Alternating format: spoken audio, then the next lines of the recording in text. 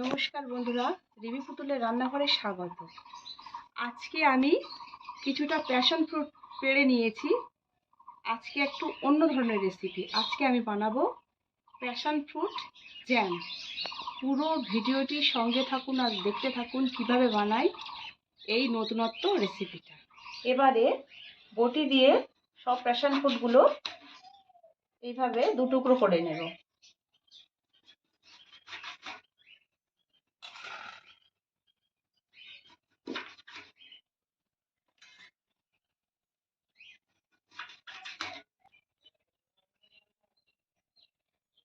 সব প্যাশন ফ্রুটগুলো কেটে নিয়েছি। এবারে আমি চামচের সাহায্যে এর ভিতরের যে জেলি অংশটা আছে সেটা আমি একটা পাত্রে এইভাবে বার করে নেব।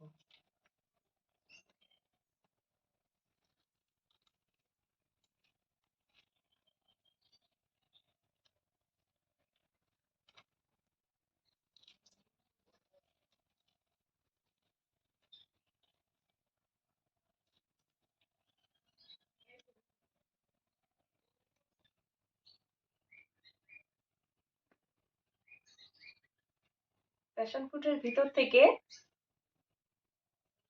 জেলিগুলো প্রায় বার করা হয়ে গেছে। এবার আমি একটা ছাঁকনি দিয়ে এটাকে ছেঁকে নেব এই দানাগুলো আলাদা করার জন্য।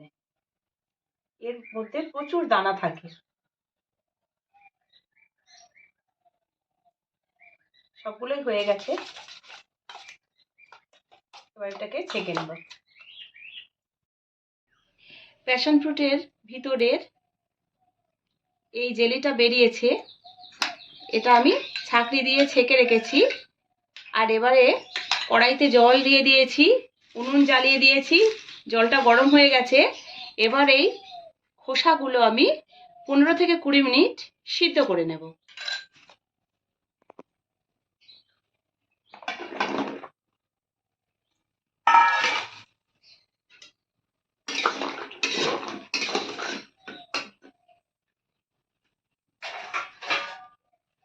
এভাবে ঢাকা দিয়ে দিলাম।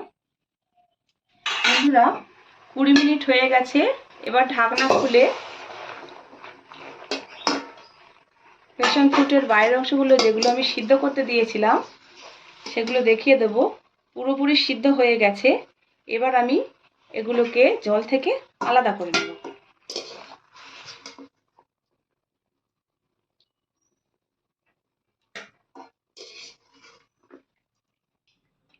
এবারে একটা মিক্সি জার নিয়েছি, তার মধ্যে এই যে প্যাশন ফ্রুটের এই শাঁসটা আমি বার করে নেব সিদ্ধ করে রাখা এই খোসা থেকে।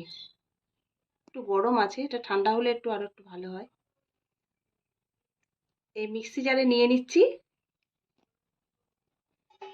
সবগুলো এভাবে বার করে নিয়ে এটা একটু পেস্ট করে নেব। এবারে এর মধ্যে দিয়ে দেব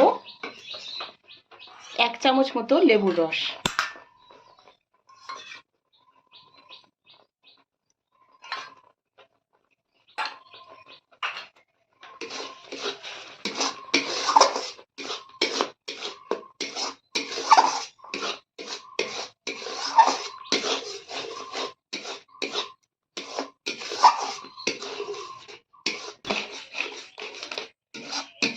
বন্ধুরা, তৈরি হয়ে গেছে প্যাশন ফ্রুট জ্যাম।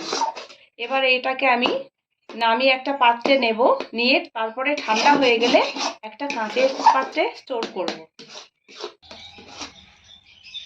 বন্ধুরা, তৈরি হয়ে গেছে প্যাশন ফ্রুট জ্যাম।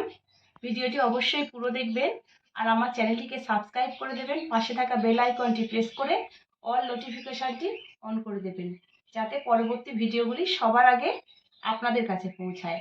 আজকের মতো এখানেই শেষ করছি। ধন্যবাদ।